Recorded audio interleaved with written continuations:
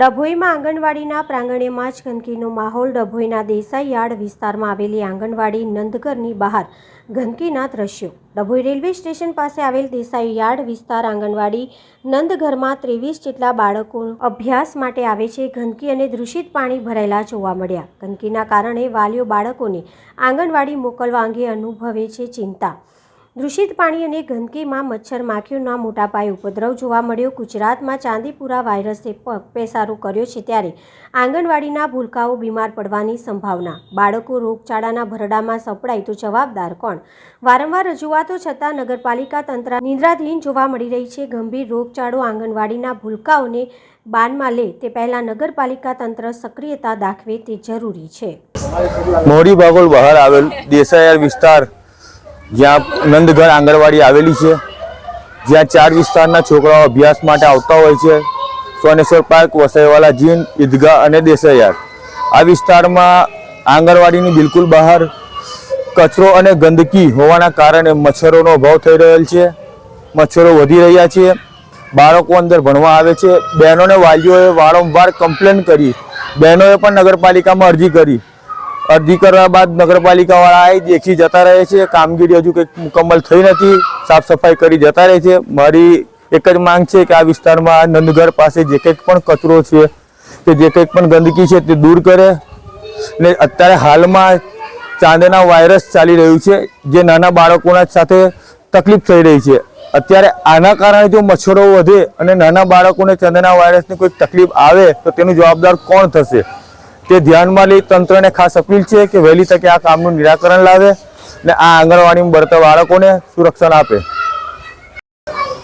વસાઈવાલી જીન Desai yard railway station પાસે જે આંગણવાડી આવેલી છે, ત્યાં કચરો બહુ બધો થઈ ગયો છે। 5-10 મિનિટ વરસાદ પડે તો પણ પાણી બહુ બધું ભરાઈ જાય છે।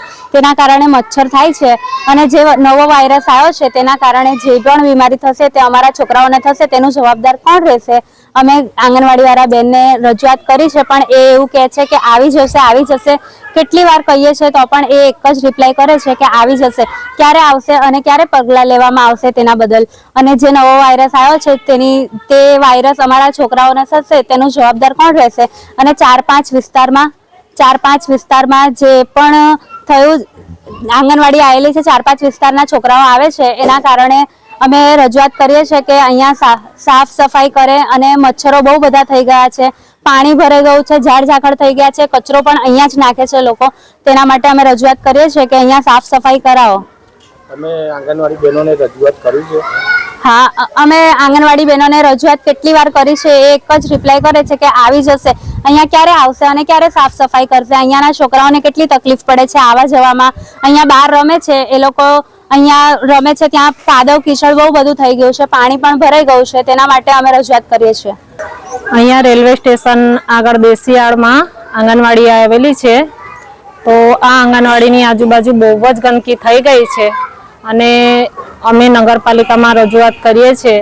જે આવે છે અને થોડું કચરો આમથી આમ કરીને ભરીને લઈ જાય છે અને અહીં આગળ બહુ જ ગંદકી અતિ એવાની એવી થઈ જાય છે પાછી। તો અહીંયા અમારે આંગણવાડીમાં 23 બાળકો આવે છે, જે બાળકો ગંદકીને લીધે વાલીએ મોકલતા નહીં।